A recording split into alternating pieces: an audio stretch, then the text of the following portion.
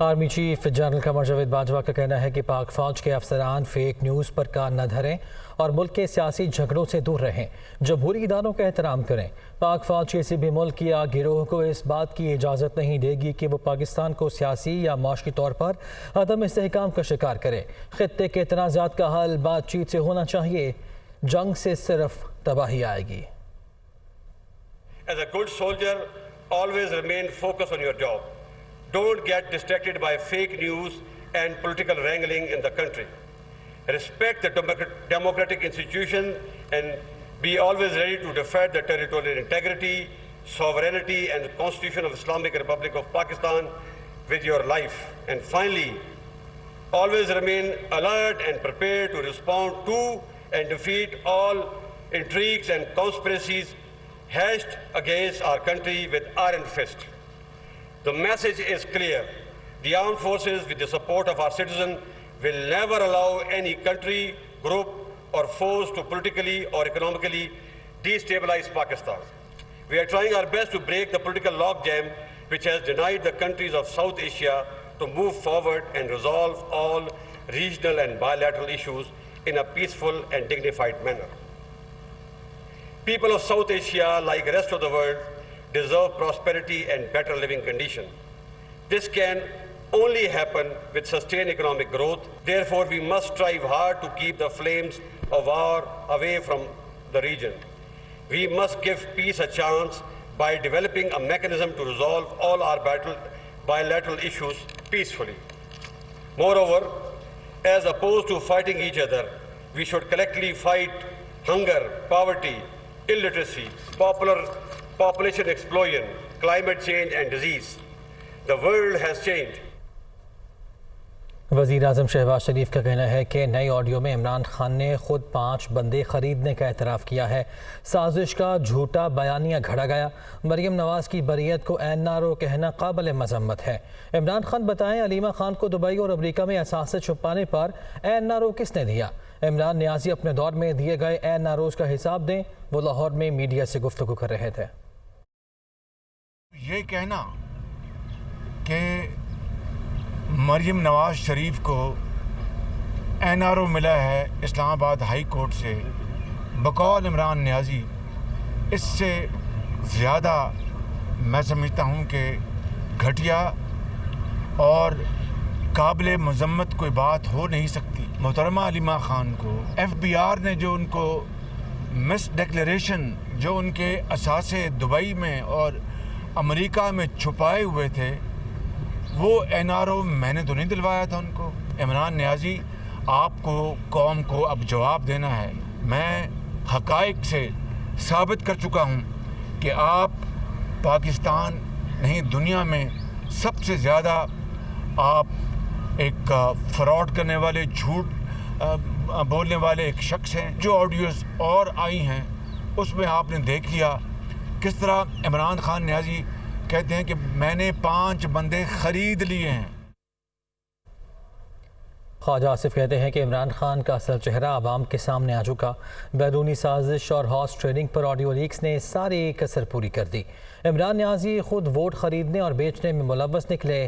رانا ثناء اللہ نے بہادری سے ظلم کا مقابلہ کیا۔ پنجاب حکومت سے کوئی خوف نہیں ہے، گرفتار کرنا ہے تو کر لیں، وہ سیالکوٹ میں نیوز کانفرنس کر رہے تھے۔ ملک کی اس قوم کی خوش قسمتی ہے کہ وہ 3-4 مہینے کے اندر جو ہے اس کا چہرے سے جو ہے نقاب اتر گیا ہے۔ بیرونی سازش کی بھی آڈیو آ گئی ہے، وہ سائفر والی بھی آڈیو آ گئی ہے کہ سائفر جو ہے وہ اعظم خان کہتا ہے جی ہم منٹس نئے بنا لیں گے، اور اس سے پوچھا گیا سائفر کی طرح، کہتا ہے میرے پاس تھا، پتہ نہیں کہاں گم ہو گیا، غائب ہو گیا، مجھے نہیں پتا۔ دوغلا پن، اس کی منافقت، اس کی جال سازی، اس کی فراڈیوں والی گفتگو، حرکتیں، وہ ساری کی ساری کل کی آڈیو لیکس نے جو کسر تھی وہ بھی پوری کر دی ہے، اور پتہ نہیں اب کتنی اور آنی ہے۔ رانا ثناء اللہ نے نہایت جواں مردی اور بہادری اور عزت احترام سے جو ہے ایک اپنا ایک کمپوزر رکھ کے اس نے جو ہے پہلے ظلم کا مقابلہ کیا۔ ہمیں پنجاب حکومت سے کوئی خوف نہیں ہے، کبھی کوئی خوف نہیں ہے، گرفتار کر لے ہمیں۔ آنے والے دنوں میں کیا ہوتا ہے، آہستہ آہستہ ان کو منہ چھپانا پڑے گا، ان کو منہ چھپانے کے لیے جگہ نہیں ملے گی یہ پی ٹی آئی اور پی ٹی آئی کی لیڈرشپ کو۔ آگے بڑھتے ہیں. ابھی خبر یہ ہے CTD مالاکنڈ ریجن اور سیکیورٹی فورسز نے سوات میں مشترکہ کارروائی کی ہے جس میں 2 مبینہ دہشت گرد ہلاک ہو گئے ہیں. اسلحہ بھی برآمد کیا گیا ہے. CTD مالاکنڈ ریجن کے مطابق مارے جانے والے شدت پسند سوات کے علاقے کے ایک مکان میں دہشت گردی کی منصوبہ بندی کر رہے تھے.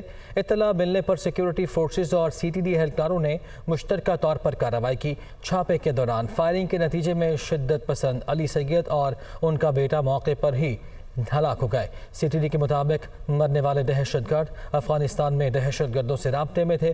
فائرنگ کے تبادلے میں ایک سیکیورٹی آفیسر سمیت 3 سپاہی زخمی ہوئے ہیں. شدت پسند TTP سوات کے کمانڈر نوید اور مراد کے ساتھی تھے. دہشت گردوں نے افغانستان میں IED بنانے کی تربیت بھی حاصل کر رکھی تھی.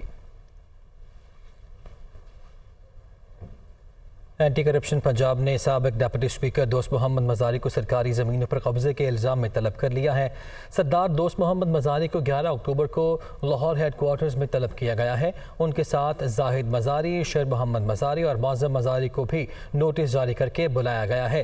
اسسٹنٹ کمشنر رجحان، تحصیلدار اور حلقہ پٹواری بھی ریکارڈ سمیت پیش ہوں گے. دوست محمد مزاری کے خلاف جعلی کاغذات کے ذریعے سرکاری زمینوں پر قبضے کے الزامات ہیں. چیئرمین PTI عمران خان کہتے ہیں کہ وہ پاکستان کو فلاحی ریاست بنانے کے لیے کوشاں ہیں. احساس پروگرام کے تحت سیلاب متاثرین غریب افراد کی امداد کے لیے ڈیٹا بیس تیار کر لیا گیا ہے. ٹیکنالوجی کے استعمال سے لوگوں کو لائنوں میں لگے بغیر امداد فراہم کی جائے گی. ریاء خان میں تقریب سے خطاب کے دوران عمران خان نے کہا احساس پروگرام کے تحت جلد ہی راشن اسکیم بھی شروع کی جائے گی. اب سسٹم ایسا ہے کہ وہ بینک میں جائیں گے اور بینک پہ آرام سے اپنا چیک دیں گے اور ان کو پیسہ مل جائے گا. اور اس سے کیا ہوگا کہ کوئی ان کو اس چیز سے نہیں گزرنا پڑے گا، سفارشیں نہیں کرنی پڑے گی، رشوت نہیں دینی پڑے گی، ڈائریکٹلی لوگوں کو پیسہ مل جائے گا. تو ہم نے تو فیصلہ کیا پاکستان کو فلاحی ریاست بنانے کا. اور فلاحی ریاست کا مطلب کہ ہم نے تو جو سب سے نچلا غریب طبقہ ہے ہم نے تو ان کی مدد کرنی ہے. تو سب سے آسان مدد کرنے کا طریقہ یہ اگر ہمیں پتہ ہو کہ ان کے بینک اکاؤنٹس ہیں، ان کا ڈیٹا بیس ہے، تو ہم ان کی مدد کر سکتے ہیں.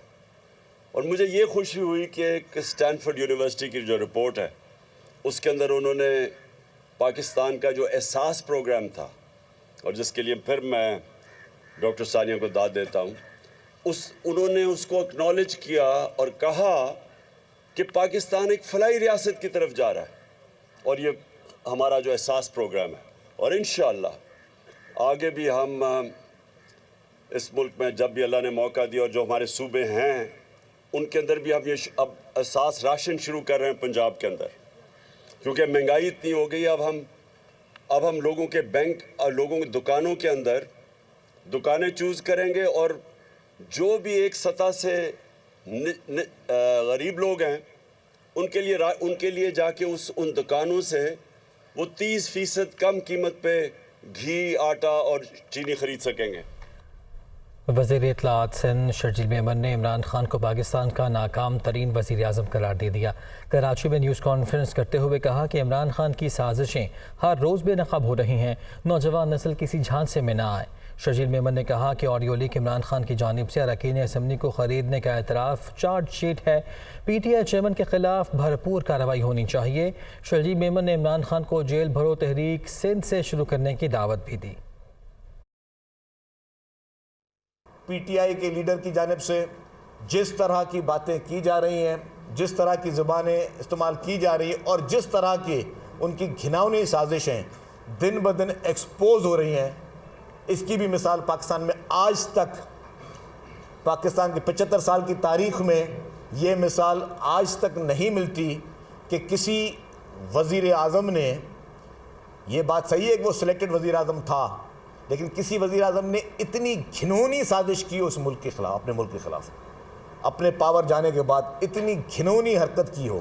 جب تک وہ پاور میں تھے تب بھی وہ ایک ناکام ترین وزیر اعظم تھے جن کو پتہ نہیں تھا کہ ملک چلنا کس طرح ہے، ملک کے مسائل کیا ہیں. اس 3.5 سال میں عمران خان کو یہ تک سمجھ نہیں آ سکا کہ اس ملک کے جینوئن ایشوز ہیں کیا اور ایشوز کو کس طرح ریزالو کی جائیں گے. کیونکہ وہ اقتدار میں آیا، جعلی طریقے سے آیا. جو الزامات عمران خان دوسری پولیٹیکل پارٹیز پہ لگاتا رہا اس میں وہ خود انوالو نکلا ہے. تو میں اپیل کرتا ہوں چیف جسٹس سپریم کورٹ سے، اس ملک کی پوری عدلیہ سے، کہ فوری طور پر عمران خان کے خلاف قانونی کارروائی کی جائے۔ اس فراڈی شخص نے اس نوجوان نسل کو غلط جگہوں پہ لگا دیا، اور آپ بیٹھ کے کیا باتیں کرتا ہے فراڈی شخص کہ میں جیل بھرو تحریک شروع کروں گا۔ کل یہ بولا نا تو جیل بھرو تحریک شروع کروں گا، تو بسم اللہ۔ میں کہتا ہوں نوجوانوں کو چھوڑ دو، معصوم بچوں کو چھوڑ دو، تم خود آ جاؤ جیل میں، باقی بھرتی ہو جاؤ۔ اگر تمہیں پنجاب کی جیلوں سے ڈر لگتا ہے تو سندھ کی جیل میں تمہیں میں ویلکم کرتا ہوں، آ جاؤ، تمہیں کچھ نہیں کہا جائے گا۔ اور میں وعدہ کرتا ہوں ہم چھپکلیاں بھی نہیں چھوڑیں گے، جس میں تمہاری کتاب میں لکھا ہے تم چھپکلیوں سے ڈرتے ہو، ہم چھپکلیوں کا بھی علاج کر دیں گے۔ بس تمہیں وہ پاؤڈر شاؤڈر نہیں ملے گا وہاں پہ، باقی تمہیں جو کچھ کرنا ہے تمہیں جیل میں ہر سہولت ملے گی، تمہیں ایک اچھی ٹریٹمنٹ ملے گی۔ ANP نے وزارت داخلہ کے خط پر ضمنی انتخابات ملتوی ہونے کی صورت میں حکومت سے علیحدگی کی دھمکی دے دی ہے۔ ضمنی انتخابات ملتوی ہوئے تو انتخابات میں بھی حصہ نہیں لیں گے۔ ایمل ولی خان کا بڑا اعلان سامنے آیا ہے۔ عوامی نیشنل پارٹی نے وفاقی حکومت کو تنبیہ کی ہے کہ وزارت داخلہ کے خط پر 16 اکتوبر کے ضمنی انتخابات ملتوی کیے گئے تو ANP نہ صرف حکومت سے علیحدہ ہو جائے گی بلکہ آئندہ انتخابات میں حصہ بھی نہیں لے گی۔ ANP کے صوبائی صدر ایمل ولی خان کا کہنا ہے کہ ہم ضمنی انتخابات کے لیے تیار ہیں، ہم نے وفاقی حکومت کو باضابطہ طور پر آگاہ کر دیا ہے، ہم کسی بھی صورت میں عمران نیازی کو بھاگنے نہیں دیں گے۔ چودھری پرویز الہی نے چیف سیکرٹری پنجاب کامران علی افضل کی مزید 30 یوم کی رخصت منظور کر لی ہے۔ چیف سیکرٹری پنجاب کامران علی افضل نے چھٹی مکمل ہونے کے باوجود کام کرنے سے انکار کر دیا اور تیسری بار 30 روز کی چھٹی کی درخواست دی۔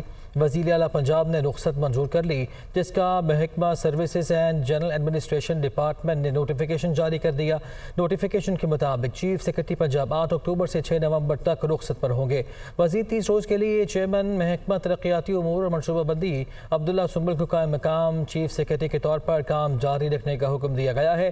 6 اگست کو کامران علی افضل نے پنجاب میں بطور چیف سیکرٹری کام کرنے سے انکار کر دیا تھا۔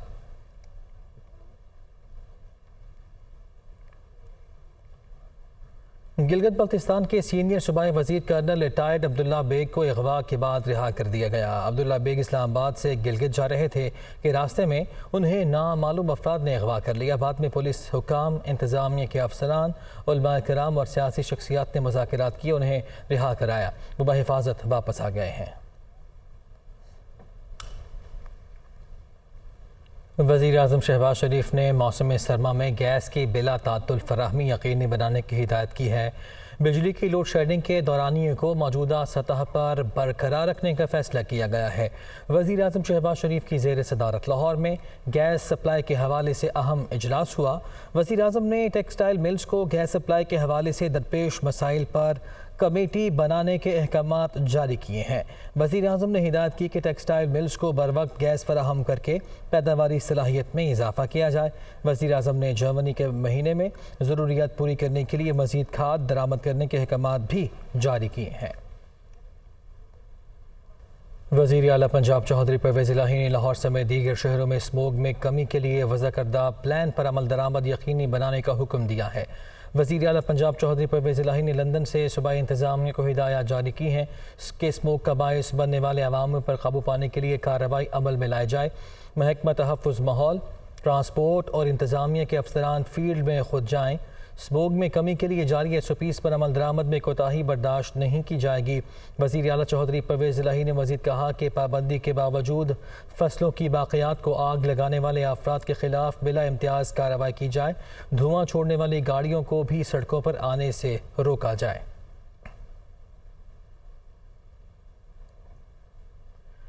آگے بڑھتے ہیں۔ پنجاب، خیبر پختونخوا اور بلوچستان میں ڈینگی کے وار جاری ہیں۔ پنجاب میں مزید 291 کیسز رپورٹ ہوئے ہیں۔ محکمہ صحت پنجاب کے مطابق 24 گھنٹے کے دوران لاہور میں 98، راولپنڈی میں 125، گوجرانوالہ میں ڈینگی کے 23 کیسز سامنے آئے ہیں۔ لاہور کے ہسپتالوں میں ڈینگی کے 283 مریض داخل ہیں۔ خیبر پختونخوا میں ڈینگی کے 328 نئے کیسز سامنے آئے ہیں، جبکہ مزید ایک مریض جاں بحق ہوا ہے۔